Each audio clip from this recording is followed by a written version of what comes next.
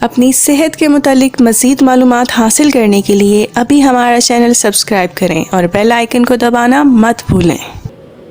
ہیمورائڈز یا بواسیر یعنی کہ موجودہ دور کی ایک عام بیماری ہے، لیکن آگاہی نہ ہونے کی وجہ سے لوگ اس کے حوالے سے بات نہیں کرتے اور اس بیماری کو یوں ہی رہنے دیتے ہیں، جبکہ یہ ایک عام کنڈیشن ہے۔ یعنی کہ ہماری جو غذا ہے، جو خوراک ہے، وہ اس قدر تبدیل ہو گئی جس میں مختلف قسم کے مسالے دار چیزیں، کولڈ ڈرنکس، فاسٹ فوڈ، گوشت کا استعمال بہت زیادہ بڑھ گیا،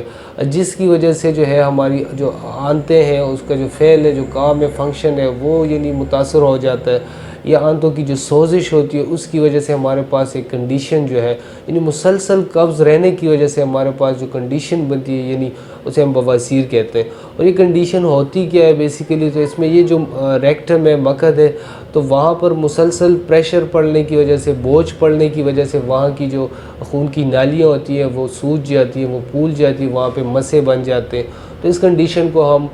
بواسیر یا یعنی ہیمورائڈز یا پائلس کہتے ہیں۔ بواسیر کی اقسام کے بارے میں اگر بات کریں تو عام طور پر دو اقسام، یعنی کہ خونی بواسیر اور بادی بواسیر۔ خونی بواسیر کی بات اگر کریں تو اس میں یہی ہوتا ہے کہ وہاں پہ مقعد کی جو خون کی نالیاں ہوتی ہیں وہ پھول جاتی ہیں، ان میں سوجن پیدا ہو جاتے ہیں اور پاخانہ کرتے ہیں، وہاں سے خون جو ہے وہ جاری ہو جاتی ہے پاخانے کے بعد یا پاخانے کے ساتھ، اور اس کے ساتھ درد وغیرہ کی شکایت بھی رہتی ہے۔ اب اگر بادی بواسیر کی بات کریں تو اس میں یہ کنڈیشن نہیں ہوتی، یعنی وہ اس کے برعکس ہے۔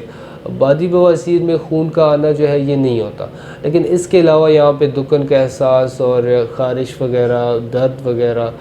جلن وغیرہ، یہ کنڈیشن رہتی ہے۔ اس کے ساتھ اپارا وغیرہ، اس طرح کی چیزیں جو ہے وہ اس قسم میں آتی ہیں۔